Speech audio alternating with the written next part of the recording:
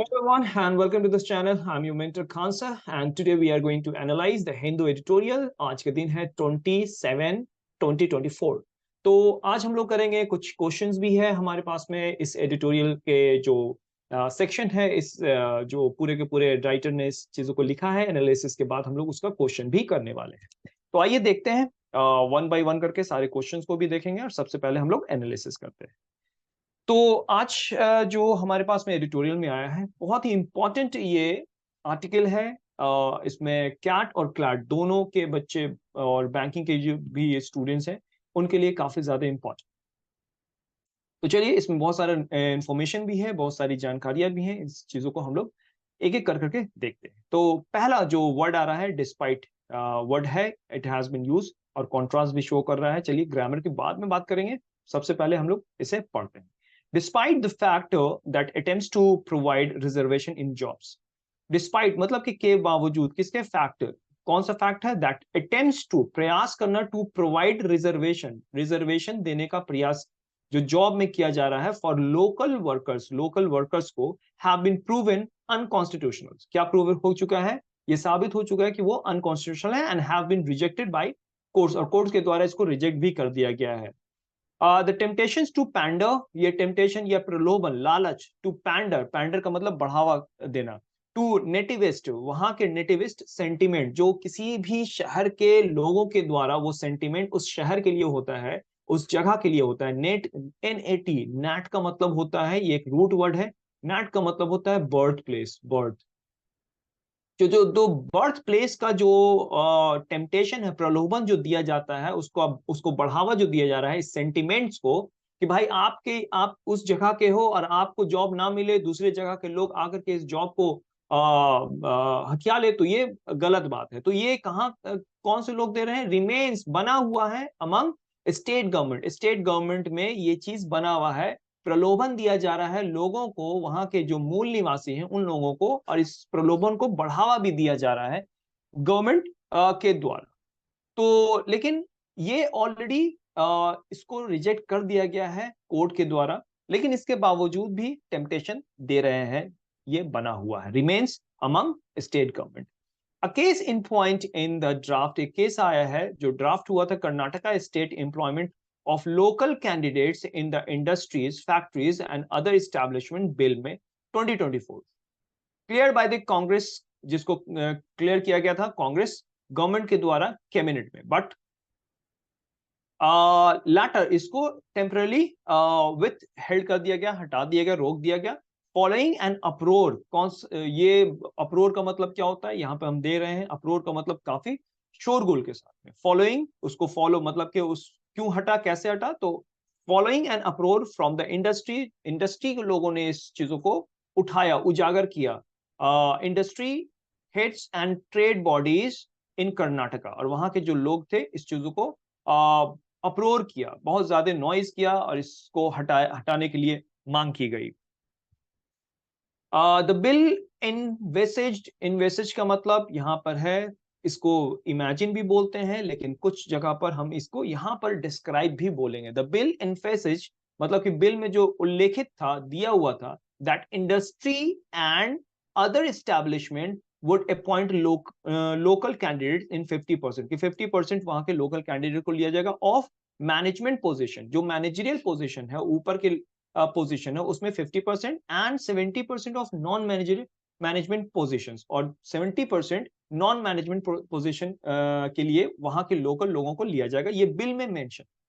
And set stringent criteria, stringent का मतलब होता है कठोर, ठीक है, एक क्राइटेरिया बनाया गया फॉर डिफाइनिंग लोकल कैंडिडेट्स, और लोकल कैंडिडेट्स के लिए एक स्ट्रिंजेंट कठोर क्राइटेरिया भी बनाया गया। Similar bills were passed in Andhra Pradesh in 2019, और इसी को 2019 में सिमिलर बिल को पास किया गया था हरियाणा में 2020 में एंड झारखंड में 2023 में। While the Karnataka bill added proficiency, proficiency का मतलब होता है निपुणता, उसमें दक्षता होनी चाहिए आपको, इन कन्नड़, कि भाई कर्नाटका वाले बिल में एक चीज एडेड थी कि कन्नड़ में प्रोफिशिएंसी होनी चाहिए, लैंग्वेज है, इस लैंग्वेज में आपको दक्षता होनी चाहिए, मतलब कन्नड़ आना चाहिए as one of the criteria to define eligibility of the local candidate. वहां के लोकल कैंडिडेट के लिए ये एक एलिजिबिलिटी डिफाइन की गई थी कि उनको कन्नड़ भी आना चाहिए। The Haryana and Andhra Pradesh laws were largely based on residency criteria, और हरियाणा और जो आंध्र प्रदेश का जो बिल था उसमें लार्जली बेस्ड वो था कि वहां के ही मूल निवासी होने चाहिए क्राइटेरिया, ये वहां के हरियाणा एंड आंध्र प्रदेश के थे। The Punjab and Haryana high court quashed it. Quash का मतलब क्या होता है? I just given over there, हटा देना, उसको समाप्त कर देना, एंड कर देना, फिनिश कर देना। The Punjab and Haryana court quashed, हटा दिया द हरियाणा एक्ट को इन 2023 में, holding it violative of equality, ये बताते हुए, ये दर्शाते हुए, ये दिखाते हुए कि उस वो वायलेशन है इक्वालिटी गारंटीड का under article 14 and freedom under article 19 of the constitution. Constitution में जो ये 14 आर्टिकल दिया है और 19 आर्टिकल दिया है, ये कह रहा है ये उल्लंघन है किस चीजों का?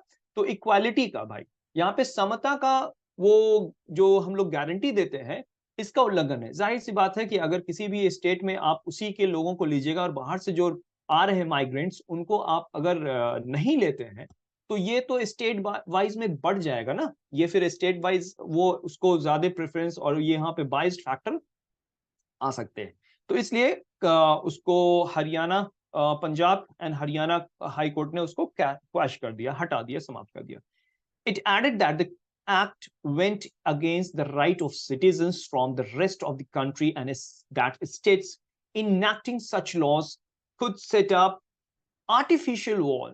और ये दर्शाते हुए, ये कहते हुए, it added, जोड़ते हुए, that the act went against, कि ये जाता है against the right of citizens, citizens के अधिकार के against में, from the rest of the country, और बाकी जितने भी country में लोग रह रहे हैं, and that states enacting such laws could set up artificial, और अगर ये enacting करता है, ये लाता है स्टेट में ऐसे लॉ पारित होते हैं, तो ये एक आर्टिफिशियल वॉल्स क्रिएट करता है थ्रू आउट इंडिया, पूरे इंडिया में, राइट? तो राइटेड ये कह रहा है the Andhra Pradesh act is still being heard on in court. Andhra Pradesh का जो अभी एक्ट है इज स्टिल अभी भी ये कोर्ट में चल रहा है। while the Jharkhand bill has not been implemented, जबकि झारखंड का बिल इसको इंप्लीमेंट नहीं किया गया है। Apart from the aforementioned reasons, तो aforementioned मतलब क्या होगा? ऊपर के जो मेंशन किए गए हैं रीजन से, the Karnataka bill is also violated, Karnataka bill also violated of Article 16(3) that allows for reservations based on residence। Karnataka bill भी इस एक्ट का 16(3) का वायलेशन करता है, जो कि अलाउ कर रहा है reservation based on the residence, but limits it to public employment and to be enforce only by law made in parliament and not by the state legislation. ये कह रहा है बट लिमिट्स, इसको कुछ मतलब के लिमिट्स है इसमें, इट टू पब्लिक एम्प्लॉयमेंट के लिए एंड टू बी इनफोर्स, और इसको किया जाता है enforce only by the law made in parliament, जो पार्लियामेंट में ये लॉ बना है, ना कि जो स्टेट लेजिस्लेशन में बनता है। तो यहां तक ये आपको समझ में आया कि ये क्या राइटर्स क्या कह रहा है, ये किस तरह ये जा रहा है। सबसे पहला जो वर्ड स्टार्ट हुआ था डिस्पाइट से, और वहां पे कॉन्ट्रास्ट करते हुए राइटर्स कुछ चीजों को बताने की कोशिश कर रहा है कि ये किस जगह पर इस लॉ को पारित किया गया था, इससे क्या क्या प्रॉब्लम्स आ सकती है, ये सारे चीजें हैं। और हमने यहाँ पे वर्ड्स भी दे रखा है जिसमें आप देख सकते हैं द फर्स्ट वर्ड पैंडर, जिसका मतलब होता है बढ़ावा देना, टू ग्रेटिफाई, और indulge, indulge, cater, gratify, humour, ये सारे इसके सिनोनिम्स हैं। And if I just talk about the example, so politicians often pander, बढ़ावा देते हैं, to the prejudices of the electorate. Nativist का मतलब क्या है? नेटिविस्ट, नेटिविस्ट का मतलब होता है स्वदेशी भाव। सिनोनिम्स इसका क्या होगा? नेशनलिस्ट होगा या शोविनिस्ट होगा। एग्जाम्पल, द नेटिविस्ट सेंटिमेंट, मतलब कैसा सेंटिमेंट? तो स्वदेशी भाव, ऐसा सेंटिमेंट जो आप वहां के जो मूल निवासी हैं उससे रिलेटेड आपका जो भाव होता है, उसी को हम लोग बोलते हैं नेटिविस्ट। अपरोर का मतलब होता है हल्ला गुल्ला करना, noise, clamour, cacophony and noise, ये आपके सिनोनिम्स हैं। एनविसेज का मतलब होता है जो इमेजिन करते हैं या फिर प्रपोज करते हैं, डिस्क्राइब करते हैं, मेंशन से, ये सारे आपके सिनोनिम्स हैं। एंड स्ट्रिंजेंट का मतलब होता है, stringent is seems like a harsh और ऑब्डुरेट काइंड ऑफ थिंग्स, जो कठोर होता है। रिजिड, ये सारे आपके सिनोनिम्स है। Stiff and tough. प्रोफिशिएंसी, कुशलता, इसको आप कह सकते हैं कि जो स्किल है, that is called proficiency. And quash का मतलब होता है समाप्त करना, end, finish, abolish and terminated. These are the synonyms of these words. I hope कि आप लोग इस चीजों को याद करेंगे, देखेंगे, सो दैट आपका रीडिंग स्पीड जो होगा वो भी बढ़ेगा, and you can just easily comprehend these words and paragraph as well. I hope you just getting that one. आगे बढ़ते हैं।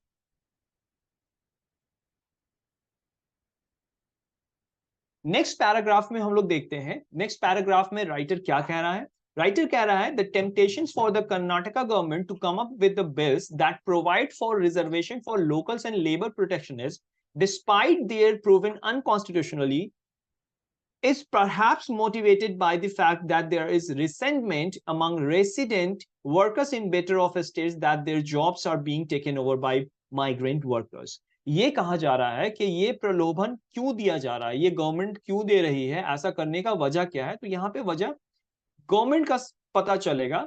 The temptation for the Karnataka governments to come up with the bills, ये bills जो लाया गया है और प्रलोभन जो दी जा रही है लोगों को, that provide for the reservation, जो रिजर्वेशन जो लोकल को और लेबर प्रोटेक्शनिज्म है, डिस्पाइट, इसके बावजूद, ये जानने के बावजूद, that has been proven unconstitutionally, is perhaps, हो सकता है, शायद मोटिवेटेड हुए होंगे बाय द फैक्ट, इस फैक्ट से, दैट देयर इज रिजेंटमेंट, कि रिजेंटमेंट, उनमें क्रोध है, उनमें गुस्सा है, अमंग रेसिडेंट्स, लोगों के बीच में, अमंग रेसिडेंट वर्कर्स के बीच में, in better off states, that their jobs are being taken, के उनका जो जॉब्स है ना वो छीना जा रहा है, taken over by migrant workers, जो वहां दूसरे स्टेट से जो आ रहे हैं वहां पे, उनके द्वारा उनके जॉब्स को छीने जा रहे हैं। This is specially so among those aspiring for jobs in the private sector. और प्राइवेट सेक्टर क्या करती है, उन लोगों को ही इंस्पायर करती है,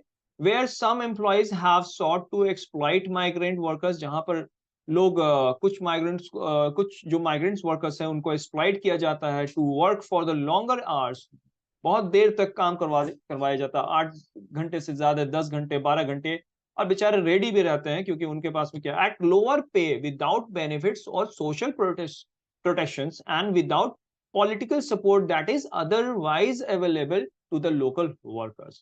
अब ये सारे जितने भी प्राइवेट सेक्टर्स हैं, ये माइग्रेंट वर्कर्स को मतलब कि नहीं देते हैं, राइट।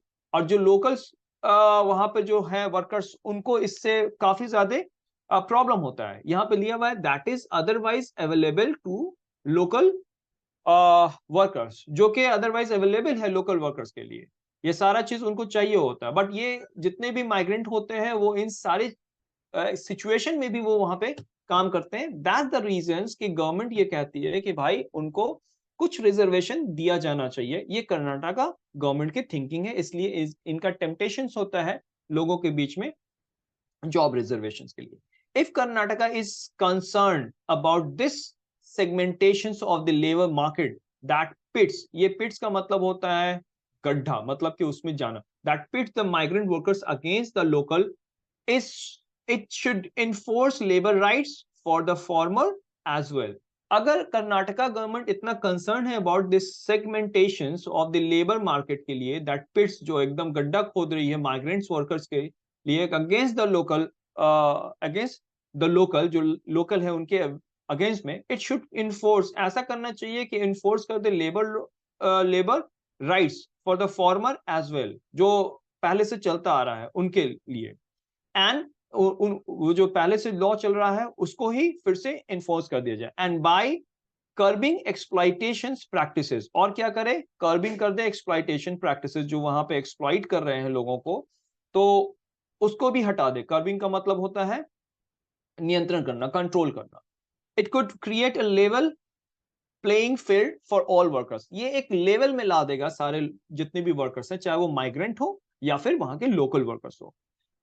अब कहता है, protectionism for the local worker and parochialism is not the answer. मतलब क्या है प्रोटेक्शनिज्म, मतलब उनको संरक्षण देना for the local workers and parochialism का मतलब होता है जो नैरो माइंडेड है, जो मतलब कि छोटी सोच है, इज नॉट द आंसर्स, इसका आंसर्स नहीं है, इसका उपचार नहीं है, right.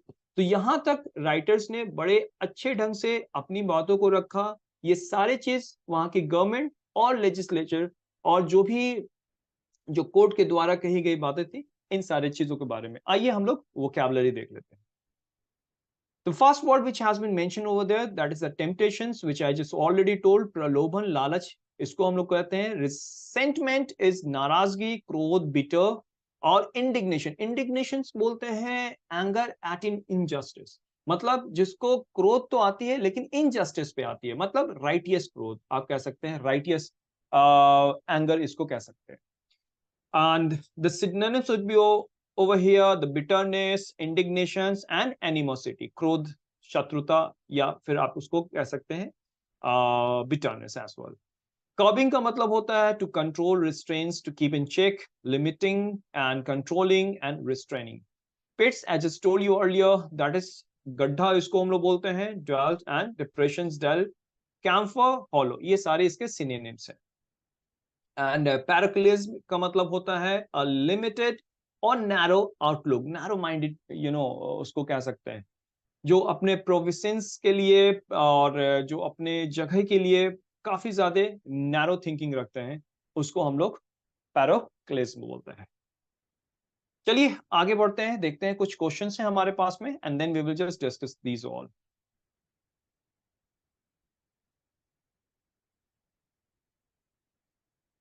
So the first questions is what the main constitution's concerns raised by the proposed bill providing reservation for local workers in various states in India include।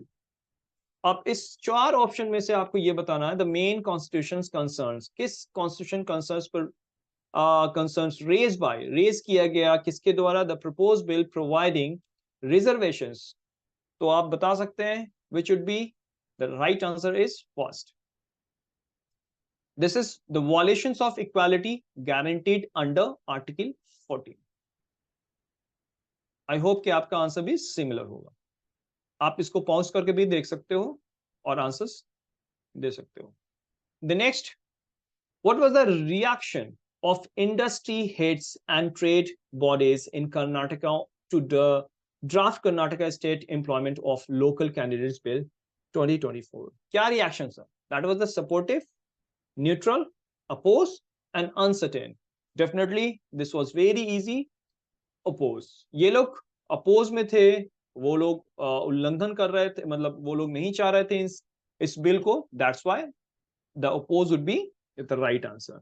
The next, how can states like Karnataka address the challenges of labor market segmentations and exploitations of migrant workers without resorting to protectionism and proclivism as highlighted in the context of the proposed bill?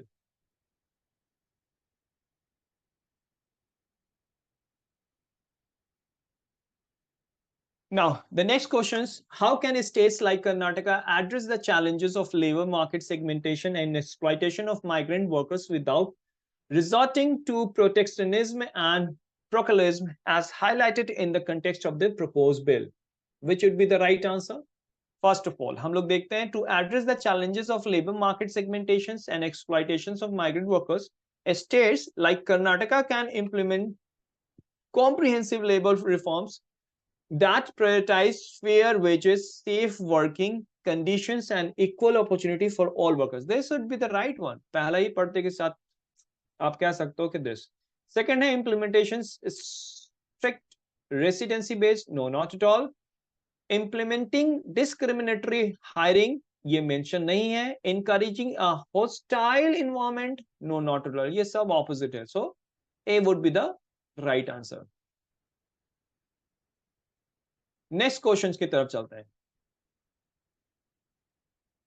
Which word has a similar meaning to envisage as it is used in the passage? Reject नहीं, reject नहीं होगा। Chauvinist मतलब के nationalist, इसका मतलब तो nationalist होता है। एनफेसिज का मतलब क्या होता है? प्रपोज कह सकते हैं, विच इज डिस्क्राइब। यहाँ पर डिस्क्राइब हम लोगों ने भी पढ़ा था, एनफेसिज बिल, बिल के बारे में। तो C would be the right answer. Inclination नहीं होता है, झुकाव नहीं है इसका। I hope you just get that one. चलिए ठीक है, कुछ vocabulary which was very important, आप लोगों को याद रखना चाहिए वो सारे वोकैबुलरी। आगे देखते हैं, हमारा जो एक कोर्स स्टार्ट हो रहा है वो कैट का VARC, verbal ability and reading comprehension, यहाँ पे दे रखा है 28 जुलाई को ये स्टार्ट हो रहा है। सभी लोग आए, ये काफी इंपॉर्टेंट होगा VARC के लिए, because we are just giving you lot of thing. सिर्फ और सिर्फ आपको 499 रुपीज में ये ओपन है सभी लोगों के लिए। 1 ईयर वैलिडेशन है, एंड फॉर कैट, ओमेट एंड आपको IP मैट के लिए, जितने भी आपके जैट के एग्जामिनेशन भी आने वाले होंगे, या फिर आप CMAT देख रहे हो, सारे जितने भी हैं आपको NMAT से रिलेटेड जितने भी आपको आएंगे, सब के सब इसके सिलेबस में कंसीडर्ड है। और हम लोग देख रहे हैं यहाँ पर कि we have two important thing I'm gonna show you. The first important is that we have just started the mock 99 rupees में आप 20 प्लस मॉक्स। 20 प्लस मॉक्स का मतलब है इसमें आपको जिस तरीके से आप मॉक्स देते चले जाओगे, आपके मॉक्स बढ़ते जाएंगे। So 20 plus mocks you have. Sectional test है, सेक्शनल टेस्ट ऑलमोस्ट आप कह सकते हो कि हमारे पास में 20 to 25 सेक्शनल टेस्ट हैं सभी के, जैसे मैथ्स में क्वांट में 20 है, LRDI में 20 है, एंड VARC में 20 है। टॉपिक वाइज टेस्ट भी है, current affairs, daily quiz updates. Daily quiz updates आपको तो करना ही चाहिए। डेली क्विज अपडेट्स बहुत ही ज्यादा इंपॉर्टेंट होता है उनके लिए जो बच्चे कंटिन्यूअसली प्रैक्टिस में है और वो प्रैक्टिस कर रहे हैं। डेली आपको जो कैट से रिलेटेड क्विज आती है, डेली आपको फ्री में मिलता है, आप जाकर के इसको कर सकते हैं। ऑल इंडिया रैंकिंग के पे आधारित है, बेस्ड है ऑल इंडिया AIR। आपके पास में अगर कोई भी इंस्टीट्यूशंस में आप पढ़ रहे हो, वहां पे उसी के ब्रांच के बच्चे जो होंगे, उसी कोचिंग के, बट हम लोगों के पास में ऑल ओवर इंडिया से बच्चे ये ज्वाइन करते हैं कैट एंट्रेंस, और इसमें काफी उनको मदद मिलती है। और बहुत सारे इंपॉर्टेंट इसमें एलिमेंट है जो हम लोग डेली बेसिस पे जोड़ते हैं, डेली अपडेट करते हैं इस चीजों को, ताकि सारे स्टूडेंट अपडेट रहें। Now these are the things which you have to keep in mind, and I have just started the एक वर्बल का हम लोगों ने क्लास भी स्टार्ट किया है, और वर्बल की एक बुक भी हम लोगों ने लॉन्च की है, जो कि कैट के लिए भी है, useful for XAT, CMAT, SNAP, सारे जितने भी और मैनेजमेंट एंट्रेंस एग्जामिनेशन होते हैं। इसमें क्या अलग है, इस चीजों को देख लेते हैं। पहला चीज कि इसी में हम लोगों ने द हिंदू एडिटोरियल से जितने भी पैसेजेस हैं और उसके क्वेश्चंस हैं और वोकैबुलरी है, इसमें हम लोगों ने ऐड किया है। इयॉन जो है एक वेबसाइट है, जिससे हमारे पास में फिलोसफिकल जो पैसेज होते हैं मोस्ट इंपॉर्टेंट है, उसके क्वेश्चंस एंड आंसर्स हैं और उसके वोकैबुलरी भी है। द गार्डियन जो कि ऑनलाइन है, आप गार्डियन में जाते हो, बहुत सारे वहां पे आर्टिकल दिए रहते हैं, but that is not possible for every candidate that कि आप उस सारी चीजों को रीड कर सकते हो। तो इससे हम लोगों ने क्या किया है कि इसको जितने भी इंपॉर्टेंट, जहां जहां से इंपॉर्टेंट RC जो होते हैं, उसको हम लोगों ने कलेक्ट किया है। उस RC को हम लोगों ने क्वेश्चंस आंसर्स क्रिएट किए हैं, और उससे वोकैबुलरी भी दिया है, which would be very helpful. और ये गारंटी तो नहीं ले सकते हैं, लेकिन गारंटीड बाय हैशटैग के आप लोगों के क्वेश्चंस उससे जो RC से रिलेटेड है, मतलब 99.99% चांसेस है कि RC 1, 2, 3 RC मैच कर सकते हैं किसी भी स्लॉट में।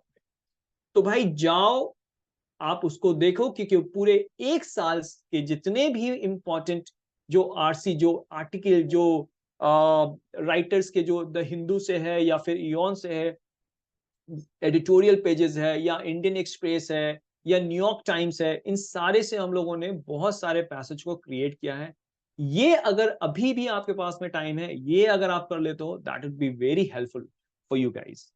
And we have just created the practice exercises and questions and detailed explanations we have already given over there, and a strategy and tips which would be most important for you guys to, देखो, होता क्या है कि आप लोग तैयारी कर रहे हो, बट तैयारी को किस तरीके से करना है, मेरा सबसे ऊपर में एक हेडिंग, एक स्लोगन आता है, अगर अपना रिजल्ट बदलना चाहते हैं तो तैयारी का तरीका बदलिए।